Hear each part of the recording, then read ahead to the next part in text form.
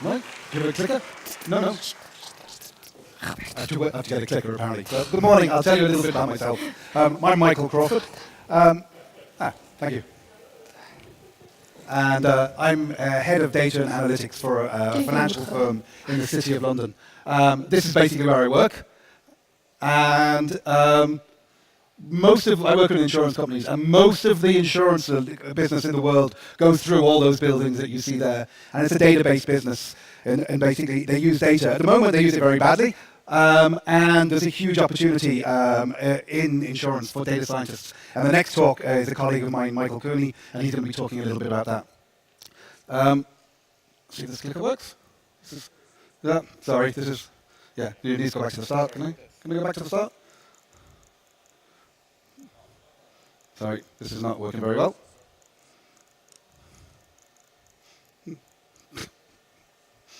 It's working here, but not here.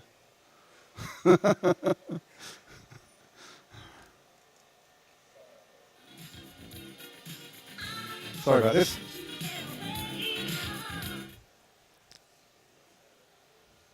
It wouldn't be a tech conference without a tech glitch anyway.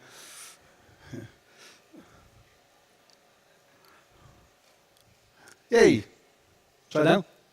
Yeah, right, working. Perfect. Okay, so the title of my talk is How to Set Up a Data Science Function Within Your Business Without Spending $1 million, which sounds like a lot of money, but it's not. I've seen people spend 10 times that and get nothing for it. So this is something that we've been involved in for quite a while. So who am I? I kind of filled you in on this. I'm Michael Crawford, and I'm a data scientist.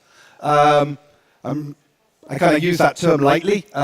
It doesn't really have any kind of, in my mind, it doesn't really have any kind of professional weight. There isn't really any kind of data science diplomas. A lot of people who are in data science now, like myself, have trained over the years in other fields, have come into it, and we're kind of using that term as hopefully over the next kind of 5 or 10 years, it will actually get some professional weight behind it. Okay, so how did I get here? It's been quite a journey. I'm sorry, but this thing isn't actually syncing up for me, so I'm going to have to look at this as well. It's been quite a journey. I trained as an actuary, which is like a financial mathematician. When I trained about 20 years ago, there weren't very many kind of data science didn't really exist. It was spreadsheets all the way. So really, this is an area that I used a lot of data, and I used a lot of maths, and I used computers a fair bit. But about my mid-20s, I took a detour into tech. I got out of IT, I got out of actuarial and got into IT, and I wrote software, lots of different languages, I managed projects, and I kept learning languages and techniques for fun, because I'm a geek. And about 5 years ago, I found machine learning, and lots more fun. And that's basically how I evolved into my current role. I literally kind of morphed into being a data scientist and got into data, okay? So what happens when you, this is a conversation I've had about a number of times over the last 4 years, where people have come to me in companies I've been working going, hey, we want to get into data science. So it's like, hey, so you want a data science. So what typically happens? Your boss comes to you and goes, he's read, pointy-headed boss comes and said, he's heard about data.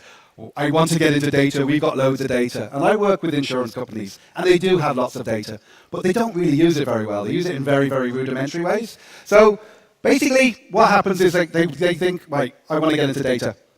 This is what they want. They want kind of the SpaceX mission control. This is what they're thinking. They think, we'll use our data, we'll get data scientists in, and this is in their head. But this is what happens, basically. It's chaos, but organized chaos, maybe. Okay? So after about the first iteration, you get a lot of awkward questions. You start saying, we've spent a lot of money, we hired a lot of data scientists, we've got nothing for our money, what went wrong? And this happens more often than not, okay? Why am I talking to you? Because like Sideshow Bob here, I've been here, I have trodden on all those rakes, and we've been there, and we've learned from our mistakes, which is actually a very positive thing, okay? Okay, so how do you set up a data science function without spending a fortune? There's low risk, adds value to the business, but more importantly than that, you don't get fired. That's easy to do. Okay. Okay. That's not entirely true. There isn't a recipe There isn't a plan that is going to absolutely get you through how you set up a data science function within a business, even if it's a business that has lots of data and is used to using data. However, there are a lot of rules that we've kind of found over the last 4 or 5 years, and things that to be aware of, that if you kind of say, and you can actually start saying, okay, to make the most, get the most chance of success, you have to hit about, here's a list of things. If you can hit about 80 or 90% of these things, you're probably going to be okay. If you can't, you're bunched. You're absolutely just, you're spending your money for nothing. So here is my top 5 tips, basically. First of all, the data, journey that the company needs to go on needs to be business driven. And what do I mean like that? It needs to come from real world business problems. You need to actually have a business problem that you think, I want to solve this, and I want to basically use data to solve it. You might not be actually collecting that data at the time, okay? But you can use it to save money, use it to make money, and also use data to basically identify new products and markets. But this is really important. It has to have there has to be where you can actually say, we did this.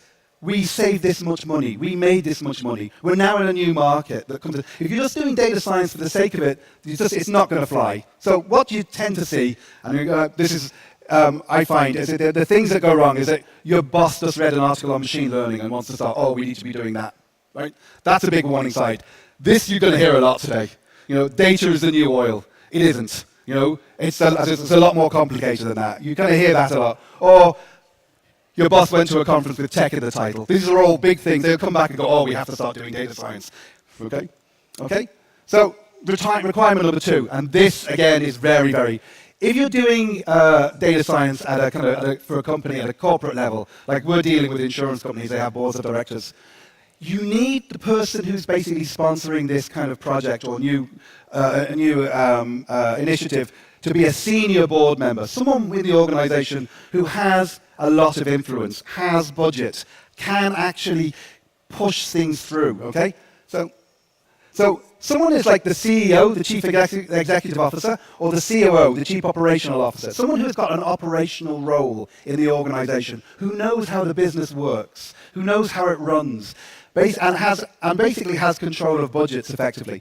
Basically, because what they'll do is if you have a good relationship with them, they'll provide cover because you're going to be setting up something that's quite new, it's probably quite alien to the company, you're probably going to have to work in ways that the company's not used to, you're definitely going to have to hire people. If you talk to an insurance company and then you basically try and hire tech people, the tech people look totally different, they think totally different, they don't wear suits.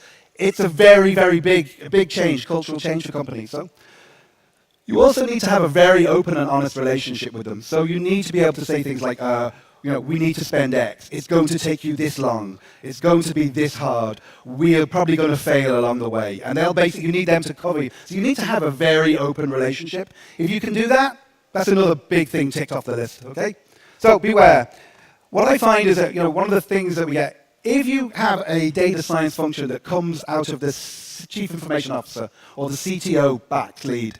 Now, tech companies are probably very good because they are more or less one of the same things. But if you're coming in from a company that's not a tech company, what you find is that if you have a CIO or a CTO, it tends to be very data, very engineering driven, very software driven. It doesn't have that business. It's not coming from the business problem. It tends to come from what we want to play with tech. Sometimes that can be a bad thing. Chief Data Officer is a new role. You're seeing it a lot in organizations, especially in the EU with GDPR. What you'll find then is people come at it with the people who tend to have those roles, it comes from like a data governance and compliance. It's not creative enough, it's very locked down. It can be quite, these are all things that I'd be aware of. And also, like a Chief Financial Officer, if that's someone who's basically sponsoring it, you need to be aware, because they're generally about how do we measure the return on our investment. And you kind of think, well, data science is going to be a little bit kind of experimental. We might have nothing, and then literally discover a new business to get into. It can be very hard to do that. I mean, it's very similar to saying to a Chief Financial Officer, we put in a new accounting system. Well, we can count our money better. Yeah, but what's the return on that investment? So it can be very, very hard to actually justify. So these are kind of things I'd be aware of. Requirement 3 is start small. And this is really important. Okay, you need a very small, agile, focused team. Okay, people who are generalists as well. Okay, 2 to 6 high quality people to start off with. Absolutely spend the least amount of money you can. The people you need to hire need to be pragmatic.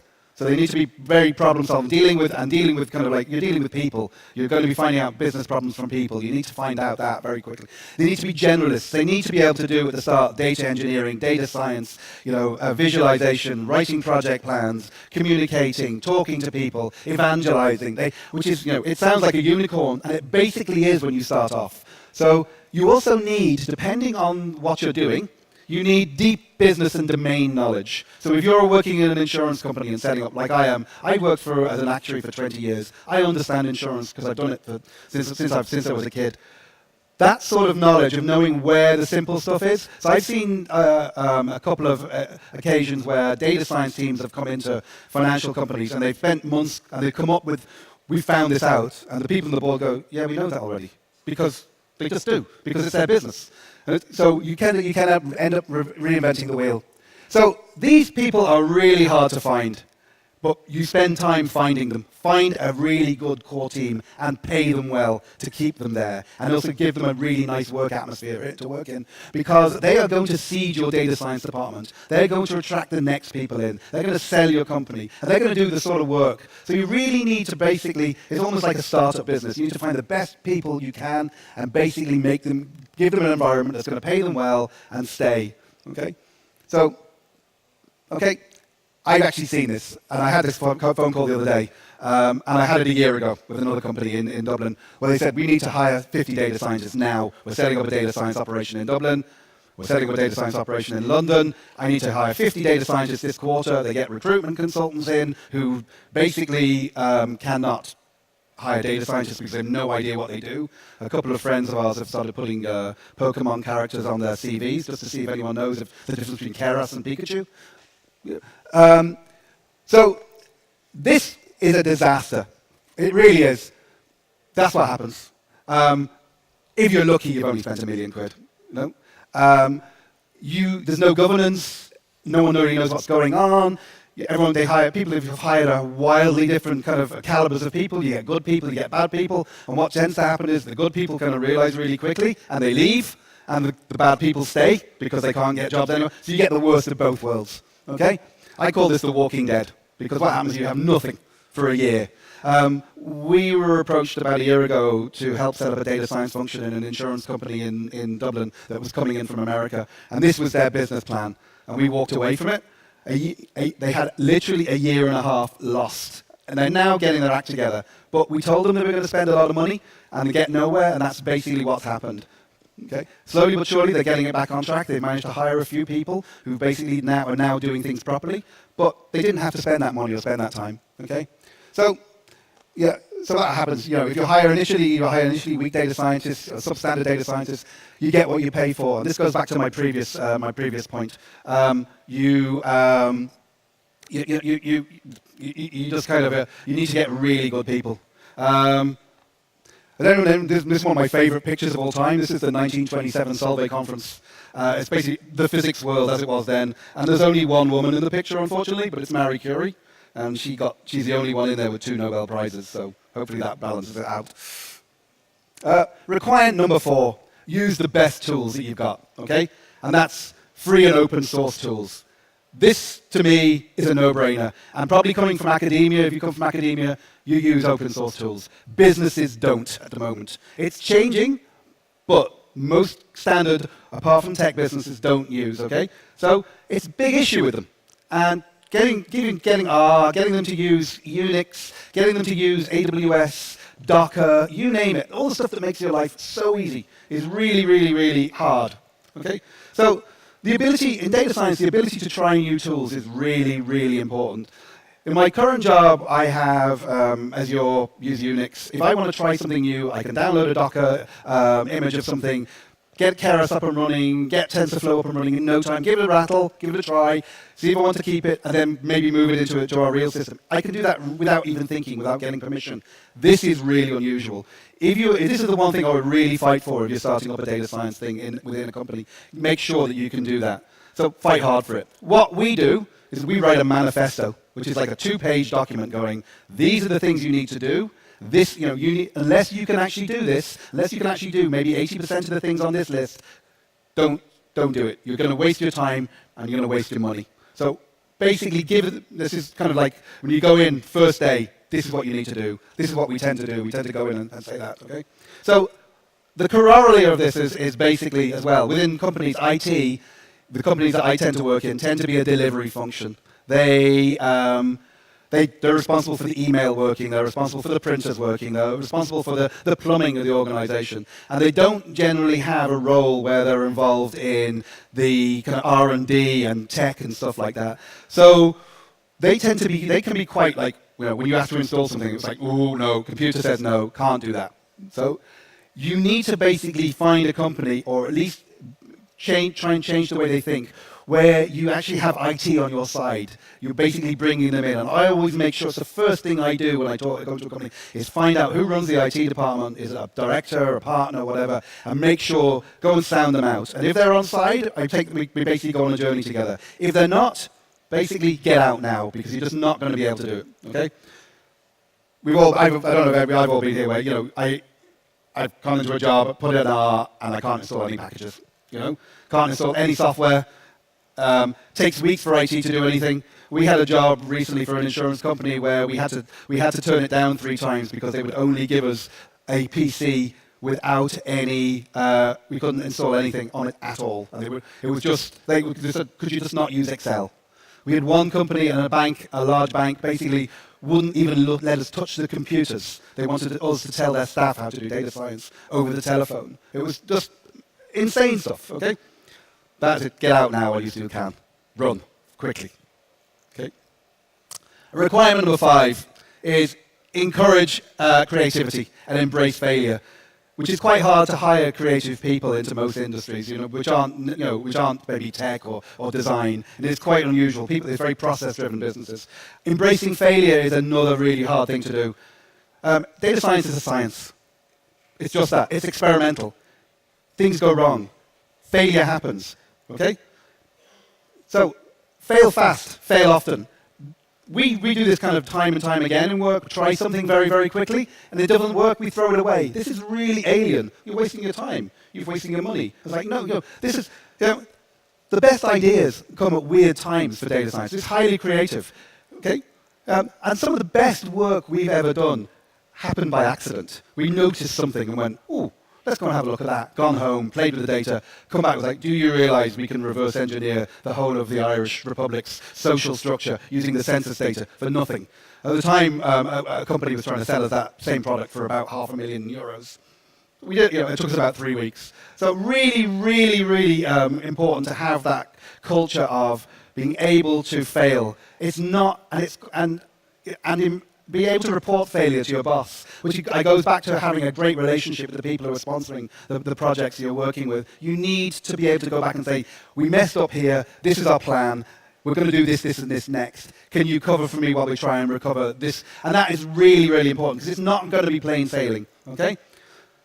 What happens in a lot of companies is you get blame management. People kind of make mistakes and they go, oh, it was him, it was her, it wasn't me. And that is what happens when you get blame management in companies is that they don't learn from their mistakes. And that's the great thing about science. Science is designed, it's true whether you believe it or not. I love that kind of. It's designed to basically make people learn from their mistakes. So this is a great thing. We see this a lot. Innovation theatre. Hi, we've just set up a tech garage and we've hired a load of hackers and 25-year-olds come in to basically hack or reverse engineer our business. It doesn't really work. The best thing that's going to happen here is that someone's going to come up with a really good idea and the company's going to steal it.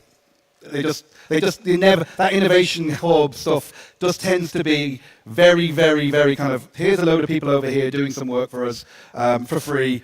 Yeah, they don't really, and then they go, oh, that's a good idea, we'll take that. I mean, that happens a lot. Business as usual, dressed up as an R&D. So you're coming in to basically try and, what happens if they want to hire a data science team and you actually end up basically just trying to fine-tune their original business processes? This happens quite a bit. And then you kind of realize that's usually when you start thinking, yeah, I need to get out of here because I need to get a proper data science job. Flogging a dead horse. A project that's gone wrong. very, very quickly you realize this technique is not going to work, but you keep banging your head against the wall, hoping it's going to get better. It doesn't. Stop now. Do something else. Again, tell your boss what you did, and say, right, this is our plan to get out of here. Again, no mechanism for admitting failure. That you kind of have to, unfortunately, have that, which is, again, it's quite, so you have to more or less change the culture of an organization. This is very difficult. Okay, oh. So, conclusion. Okay, the 5 things I told you. Now, this is only the 5 that I picked out. There's probably about 10 or 15 things you need to do. There was I don't know if anyone of you know read Joel on software. It was a software blog that started in the early 2000s by Joel Spolsky, who's quite famous now. And he had a great kind of test for software development called the Joel test. And what we've done, we more or less have a data science Joel test, where we have maybe 10 or 15 things that you need to say, do you have source code control? Can you use open source tools? Have you, can you tell your boss that you failed? That sort of thing. So it needs to be business driven. Strong corporate sponsor. Start small and stay small as long as possible. Use the best tools and allow for and embrace failure. These are all things that are quite alien to companies, to most companies. So you've basically got to try and change the culture of a place, which is why you need sponsorship from the top. Okay? Okay. That's my talk. Well, I don't think there's any questions.